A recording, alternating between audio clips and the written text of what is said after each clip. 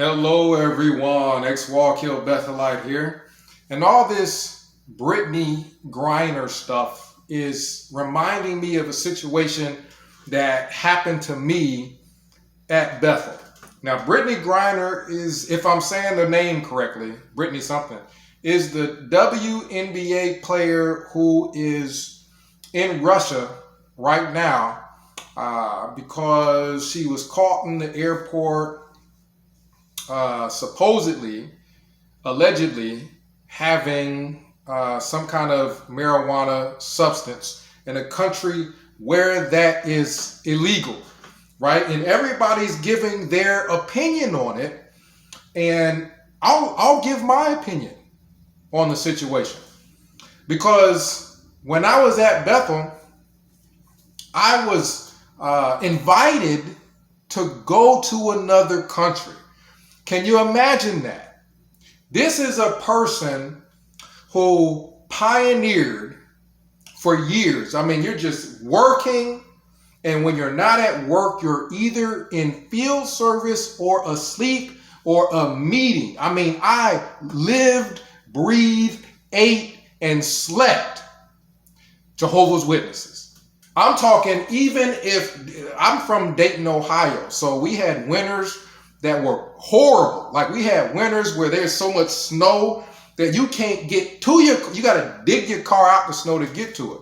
Well, sometimes our meetings would get canceled. I was the guy that when my meeting was canceled, I just called and found another meeting to go to. I wouldn't not go into a meeting for anything. I'm talking lived, breathed, ate, slept. Watchtower. I went to 2 meetings at once. Let me explain. I was going to English meetings and Spanish. Now, Spanish wanted me to switch my records and everything over to Spanish. The problem is I didn't know Spanish. I knew very little Spanish. Like, I didn't know anything but hola, como está, and muy bien, and de nada and stuff. That's about all I knew. So I was like, okay, well, I'm going to continue to go to the English congregation because I have all my, I'm a servant there and all this other stuff, and I'm doing all this work. Well, in the Spanish, I can't hardly do anything. So what was happening is I was going to both at the same time. Think about it. I have 2 congregations I'm going to. I'm going to the English congregation where all my records were, and I had all my privileges and stuff like that there, quote unquote privileges. And I was going to the Spanish. The Spanish meeting, of course, met on a day that the English didn't. And on Sunday, I'd go to 2 meetings. That's 4 hours. That's 4 hours, not to mention field service pioneering and all that. When I say ate, breathed, and slept, Watchtower, I'm talking 2 different meetings at the same time. Let that sink in there for a minute. So when this JW robot, I'm talking, I was a machine, went to Bethel, I went from nonstop working for Watchtower outside of Bethel just to going to Bethel and doing the same thing. Matter of fact, that's one of the reasons why I went to Bethel, is because I'm doing so much outside of Bethel. I'm thinking there couldn't possibly be more work than what I could do at Bethel compared to what I'm already doing. I'm already eat, breathing, sleeping, and crapping Watchtower, so why not go to Bethel? So I went to Bethel, and you're talking about a person who hadn't had a vacation, right? I hadn't had a vacation. I was doing nothing but Watchtower's bidding all the time. I get invited to go to South Korea. And I wanted to go, right? It's like a once in a lifetime opportunity. Some people that I had come to Wallkill from South Korea invited me to go. And so here's the kicker with the whole, Bethel is you're a volunteer. No, I was not a volunteer. I was a Bethelite at the world headquarters of Jehovah's Witnesses. It's about as high as you can get. It's not a volunteer, right? Are elders volunteers?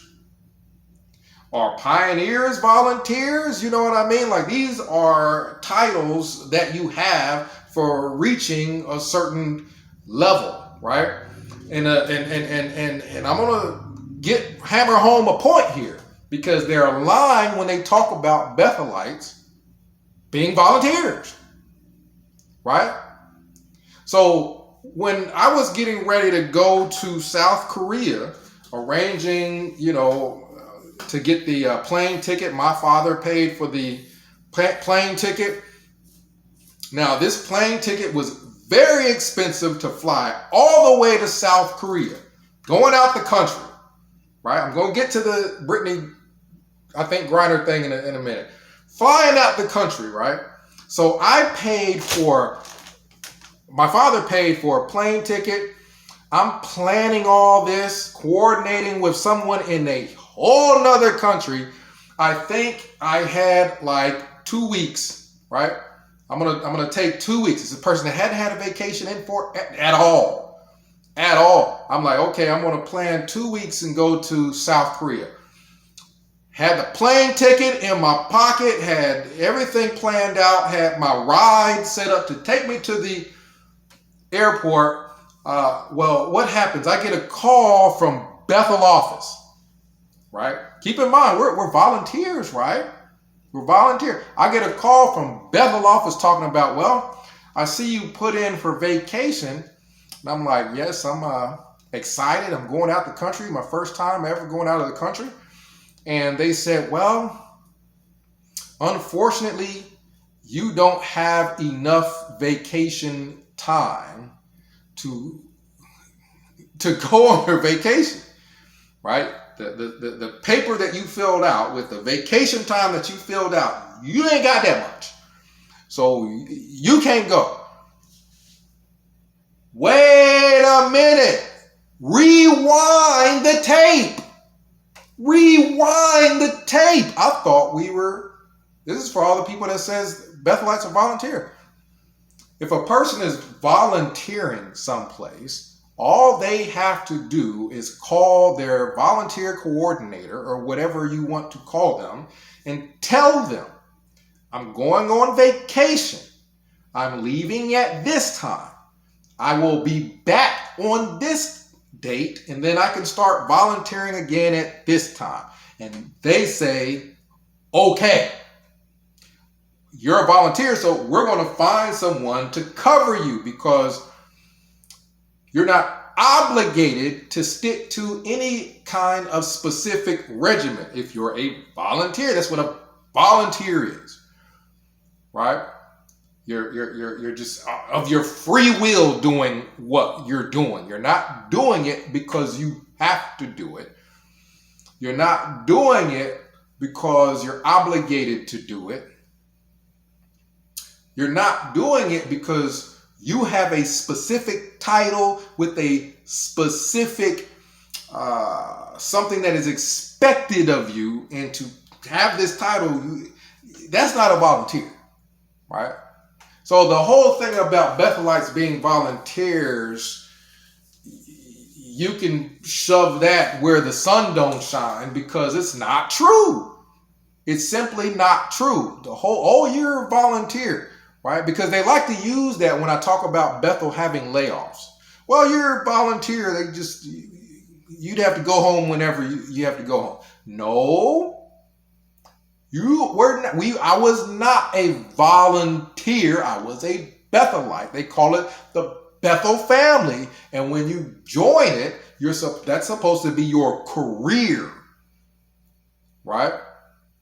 They try to use the whole, well, they're not paying you thing to turn it around to make it to where you're volunteer. No, they don't pay elders. Watchtower don't pay pioneers. Watchtower don't pay ministerial servants. Only thing Watchtower pays is sex abuse lawsuits. They pay the lawsuits for all the sex abuse of pedophiles and things like that, but they don't pay anybody, right? But once you're at a specific level, there are expectations involved that are not voluntary. 99.9% of Bethel is not voluntary. From the time you wake up to go to morning worship to the time you leave morning worship to go to your assigned duties, from the time that you leave your assigned duties to go to your dish duties, or you leave your assigned duties to go to your watchman duty, or your all-night watchman duty, these are expectations for a member of the Bethel family. I was not a volunteer. I don't know how much more I can just smash and crush and vanquish this idea that, oh, we're just volunteers, so they could just tell you to leave whenever. No, there was an expectation of Marcus as a Bethelite. And as a Bethelite, Marcus had an expectation of Watchtower, or the Organization of Jehovah's Witnesses, to hold up their end of the bargain as I'm holding up my end of the bargain, right? So yeah, no, you don't get a call from an office saying you filled out too much vacation time if you're a volunteer. Watchtower is just cheap and they don't give anybody money. It doesn't matter if you the poor, the needy, nothing. So long story short, we get all that ironed out, right? Because I need to explain to these people that plane tickets have already been bought, and this is a big deal. So we work everything out with Bethel office, right? They're like, okay, we'll take some vacation time from the next, I don't know, and apply it here. We'll work something out here.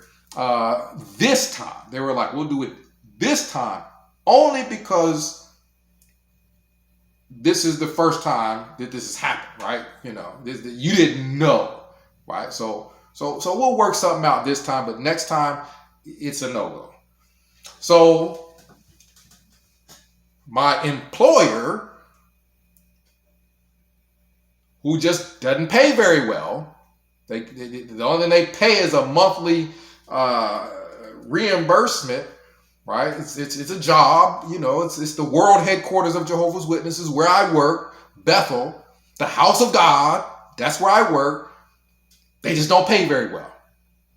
It's not voluntary. It's not a volunteer thing where people just come in and go as they please. You got to fill out an application, just like any job, and that application has to then be accepted before you go to Bethel.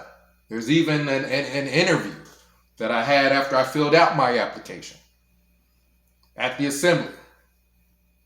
So the people that keep talking about, well, this is your volunteer, that you're trying to lie to cover for Watchtower. How about this? Move your face closer to the camera.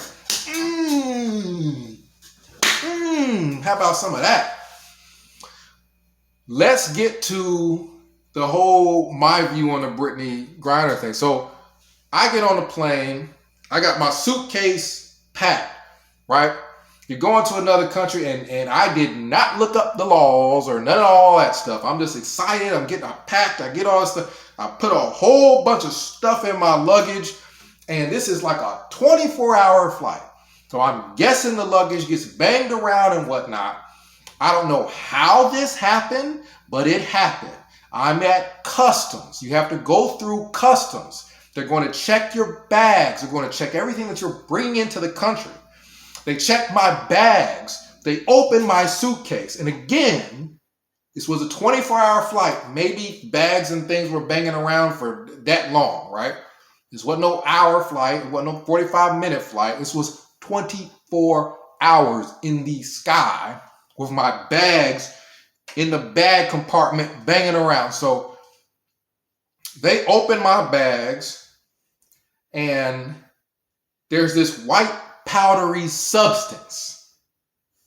Everybody's thinking, oh, Marcus brought some powder cocaine. No, don't nobody go calling the cops or nothing crazy like that. There was no powder cocaine in my luggage. It was deodorant.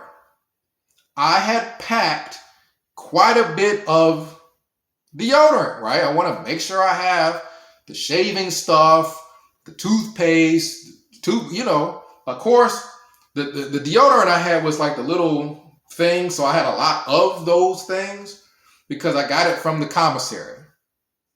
I had commissary deodorant. I had a little commissary deodorant. So somehow in my bags, the top came off of darn near all the deodorant. And the deodorant, the little white stick that's in the container came out of the container and was all smashed up and broke up and powderified, and it's all over inside my bag.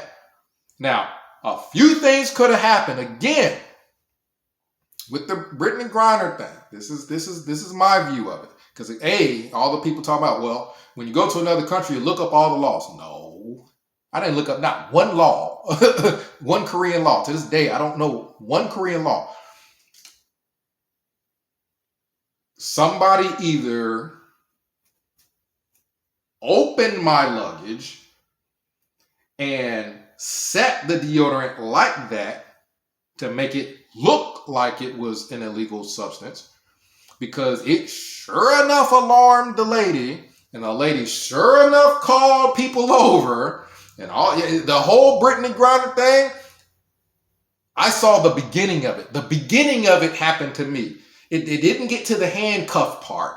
They didn't get to the handcuff part, but the beginning of it happened to me, where all the people rush over and they think that this guy's bringing powder cocaine to Korea. No, Koreans are short. No. Let me take that back.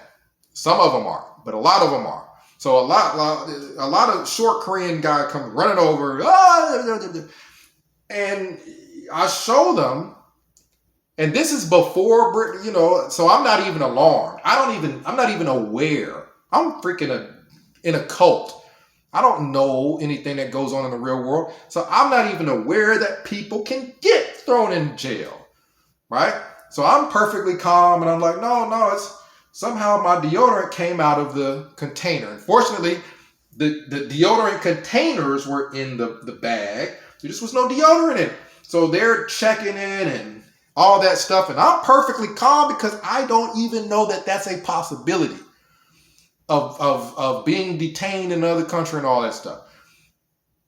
Eventually, they take some of it back to some other room, and they come back, and it's like, okay, he's clear. Like this is deodorant, right? It's not cocaine. So they probably went in the back room, a bunch of little short Korean men probably, give it, and then they take it to the other room. Then they go in the room and they take some of it and they put it on a tray and they go, that ain't the good stuff. That ain't cocaine. And then they just like, send him on his way. He don't got none of the good stuff. We can't confiscate all this and then throw him in jail. Just let him go. So I leave not knowing how much of a close call that was. You might have been getting ex-Wallkill Bethelite videos from a Korean prison, but fortunately that didn't happen. So I'm enjoying my time in Korea, my limited time, because I spoke to Bethel, and Bethel only allowed so much time because I'm not a pioneer. I am a full-time member of the Bethel family, right? So not a volunteer. Otherwise, I'd have just stayed as long as I wanted to and then came back and then just started volunteering back up whenever. So after I enjoy my time in South Korea and my lands, there are a lot of short guys in Korea, but however, the women in Korea, wow, like I'm talking everything that we see here in America as far as a build, because people have, the stereotype, the women, it's normal for a woman to be shorter than a guy, right? So the women being shorter is very normal, right? The men, however, being mostly all shorter than me didn't seem normal, but the women, there's every shape and everything that we have here as far as the different shapes and varieties and hairstyles and all that stuff, they got there. So there's just all these single women because they're very, very, very traditional there. Whereas here we're very, very, very not traditional. I'll be telling these guys, leave and go to Korea, get married, and if you're a traditional guy, go to Korea, get married, and just be happy. The food there is good. The environment there is good. I'm telling you, the secret to the universe is if you want to marry a traditional woman, the one way I know to do it is go to Korea, move there, don't do nothing crazy because news spreads all over Korea and they'll kick you out. But be good, move there, marry one of them, and you're set, you're happy. You have kids and you're just traditional, right? So I leave Korea and all those gorgeous Korean women, and I have to go through a metal detector. So I'm going through this metal detector, and there was a Korean woman there, young girl, young Korean woman, and she's got the little metal detector pad, and she's standing like, I don't know, she's probably like right here to me, or something like that. And the problem is, I go through the metal detector. I took all my keys out my pocket, any change, any Korean coin, anything like that. I took all that stuff out my pockets. I didn't have anything, and the thing kept beeping. So I found out eventually this girl's flirting with me. This girl is flirting with me because she had the little paddle that's a metal detector, and she kept putting it right here, right on my belt. I had a belt, and she's making the thing go off. She's making it go off by tapping right here on my belt. Boy, so eventually I catch on because it's so obvious. She's like, okay, let me check again. And she just puts it right on the middle of my belt buckle. Beep, beep. So she's like, take that off. And then, I'm smiling. I'm happy to take it off. You know what I mean? All these gorgeous women out here. So I take my belt off, put that thing in the thing, and I'm just sitting there, and I'm like, you want me to unzip my pants too? Like, you know what I mean? She is still flirting. And she kind of looked over, like there's this room, I guess, where they take people to search them and whatnot. And there I go again, getting dangerously close to being detained in South Korea. This girl is flirting, but she is definitely gesturing over to the other room. And come on now, I'm a Bethelite. I'm gonna flirt a little bit. I'm gonna enjoy the company of women, but I wasn't going to, go smash the Korean TSA. I wasn't going to go smash the Korean TSA in the other room. So I kid you not. She gestured over to the other room, kind of like in a manner where there ain't nobody, we can just go in this other room. Because I definitely did unbuckle my pants and whatnot. So I'm kind of flirting back. And I didn't do it I didn't do it because I was a Jehovah's Witness and I was taking all that seriously, right? But I was human, so yeah, I did flirt. If I wasn't a Jehovah's Witness at that time, I would have had kids in South Korea right now.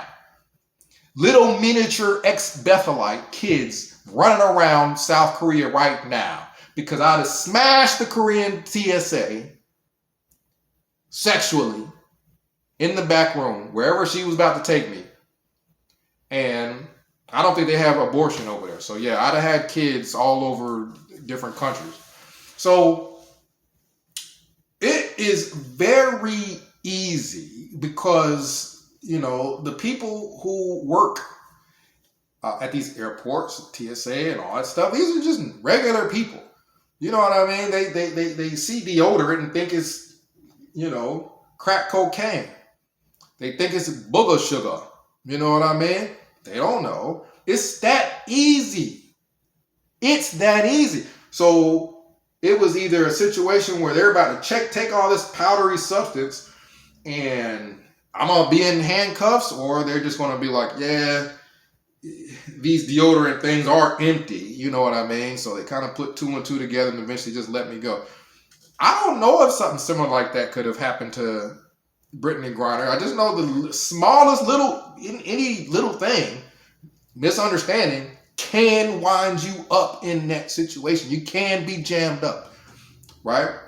So I got on that plane and took my non-volunteering behind back to Bethel and back to work. Because if a Bethelite is just a volunteer, then all the people that go and help build that media center, those are all Bethelites, right?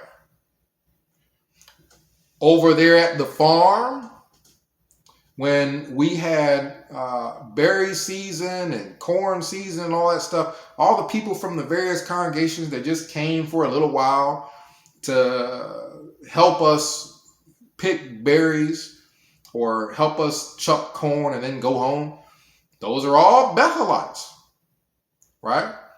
All the people that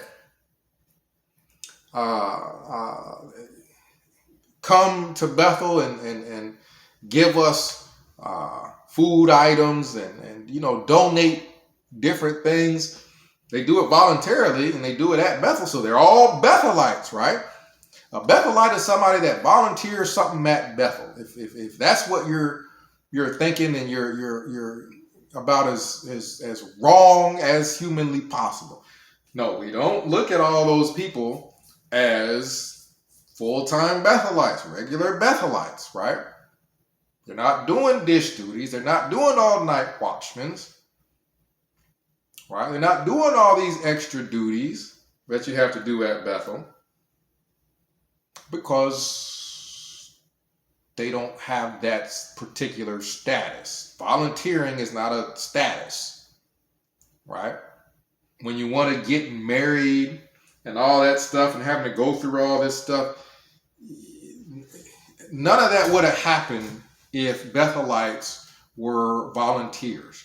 So Bethelites were workers at the headquarters of Jehovah's Witnesses. We just didn't get paid very well. That's all it is. We just didn't get paid very well. All the other structure is like a regular job with just a lot of extra hours and a whole lot of extra duties, a whole lot of tedious duties, right? Everything else was just like a regular job. So one of the reasons why I didn't come back and visit back in Ohio as much is because I used so much of my vacation time to go to South Korea. If I was just a volunteer, I'd have went back home to go visit more often. But I would get people asking me, well, how come you didn't come to visit more? Like whenever I would go to Ohio to visit, how come you don't come down and visit more? They ain't gonna let me. I only got so much vacation time. You know what I mean? So comment down below. Let me know what you think about it. But I think that since Bethelites were the actual workforce of Bethel, or the workforce of Jehovah, essentially, the life and blood of the organization really is there. It's not these old farts that's on the lives talking a bunch of BS about enemy babies incoming. That's not the life and blood of Bethel. If he fell out of his treehouse, and was expired, the organization would go right on along perfectly fine without him, because of that huge workforce. The life, the blood, the energy of the entire organization was us Bethelites. And to this day, it's kind of a bittersweet thing, right? The thing that harmed so many people, that cult machine that harmed so many people, that mentally enslaved millions of people. I was the life, blood, energy in the thing that made it all tick, right? And because of that was the reason why I started doing these videos. I started getting involved in activism, because I knew that I had a part to play, not just knocking on doors, right? Not just, I was a JW and I don't know, talked to some people at work or something. No, I worked full time at the headquarters, right? Doing about as much as you humanly possibly can do to keep the call going. So since I was so involved with this destructive cult victimizing people, I wanted to be just as involved after I left and figure out what had happened. I wanted to be just as involved with reversing that victimization, helping people wake up, helping people find joy outside of that cult, right? Helping people get on their feet, so to speak. So that's why I've had my phone number out for, 6-7 years, helping people, working to undo what I did at Bethel, right? Because I know I wasn't just a volunteer. Wasn't just a volunteer, right? According to Jehovah's Witnesses, I work directly